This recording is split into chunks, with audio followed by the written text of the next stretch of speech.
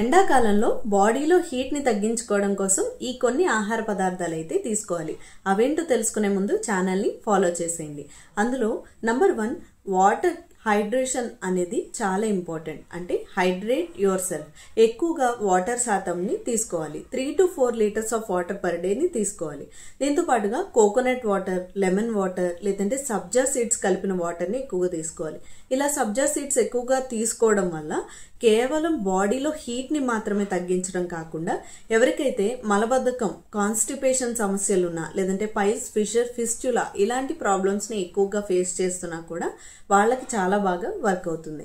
Number 2 water content కలిగిన fruits ని ఎక్కువగా తీసుకోవాలి. అంటే ఫర్ ఎగ్జాంపుల్ వాటర్ మెలాన్ గానీ, ఆరెంజెస్ గానీ, గ్రేప్స్ గానీ లేదంటే ఐస్ యాపిల్, తాటి ముంజులు గానీ ఎక్కువగా తీసుకోవాలి. ఇలా తీసుకోవడం వల్ల న్యూట్రిషన్ తో పాటుగా వాటర్ కంటెంట్ అనేది కూడా ఎక్కువగా బాడీకి చేరుతుంది. నంబర్ 3 ప్రోటీన్ ఎక్కువగా తీసుకోవాలి అని అనుకునే వాళ్ళు డీప్ ఫ్రైడ్ చికెన్ గానీ, మటన్ ని గానీ కంప్లీట్ గా అవాయిడ్ చేసేయాలి. దీనికి బదులుగా ఎక్కువగా బాయిల్ చేయబడిన ఎగ్స్ గానీ, స్ప్రౌట్స్ గానీ లేదంటే బాయిల్ చేసిన వెజిటబుల్స్ గానీ ఎక్కువగా తీసుకోవడం వల్ల శరీరానికి హైడ్రేషన్ అనేది బాగా పెరుగుతుంది.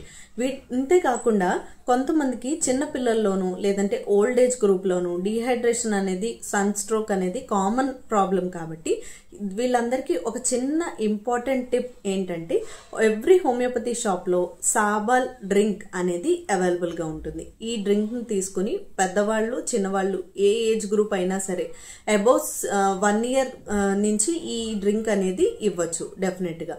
వీళ్ళకి morning 5 ml and evening 5 ml water లో, ఒక గ్లాస్ వాటర్ లో ఒక 5 ml సిరప్ అనేది వేసి ఈ డ్రింక్ ని ఇవ్వడం వల్ల హైడ్రేషన్ అనేది చాలా బాగా పెరుగుతుంది. సో ఇలాంటి ఇంపార్టెంట్ ఇన్ఫర్మేషన్ ని మీ ఫ్రెండ్స్ అండ్ ఫ్యామిలీకి షేర్ చేసేయండి. Thank you.